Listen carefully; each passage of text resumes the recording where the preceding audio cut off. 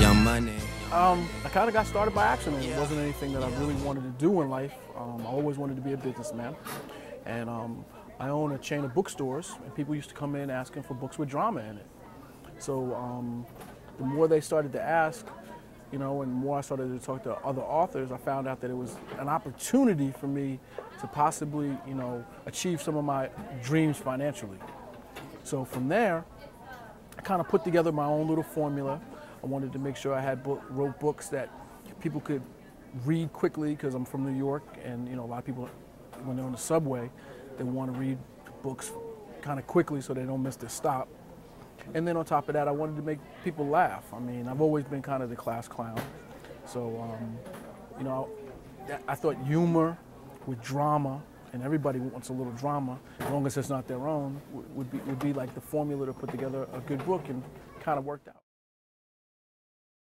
When I was just out of college, I opened up a chain of comic book stores, 3 comic book stores in Richmond, Virginia, Petersburg, Virginia, and Fredericksburg, Virginia.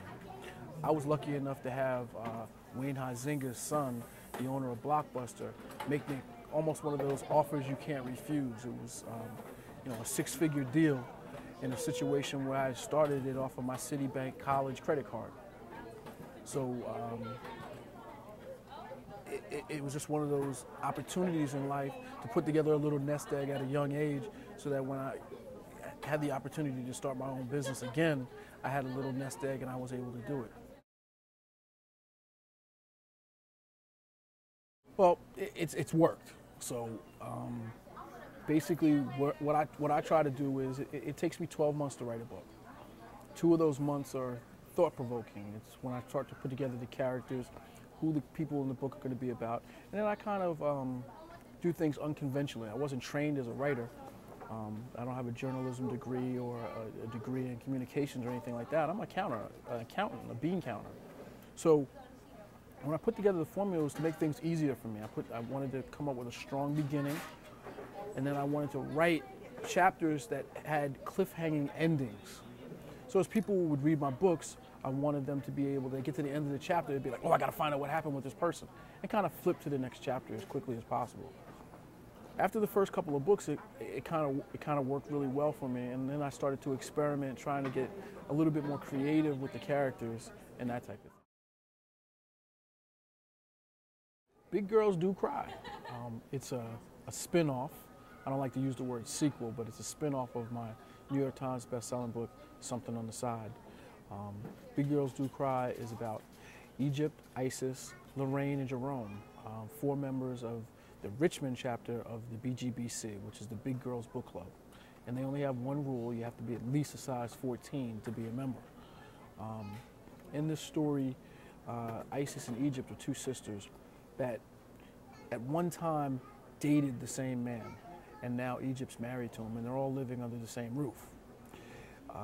Egypt is at a point in her life where she really wants to have a child, and she just found out that she can't have children. So her sisters decided to be her surrogate.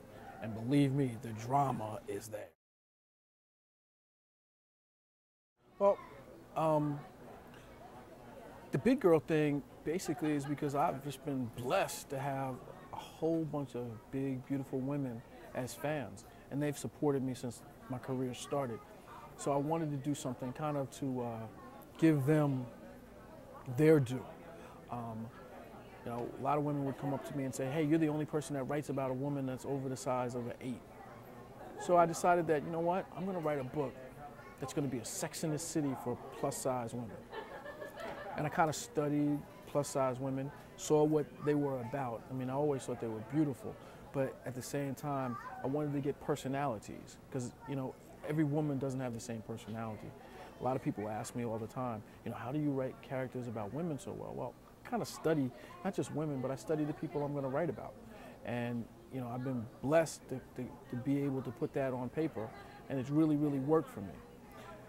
And in my other books, a lot of it comes down to circumstances. I mean, a lot of times when people piss me off, I just start to write books about them. I've written a book about my brother. I've written a book about my baby mama and stuff like that. So that's kind of where that comes from.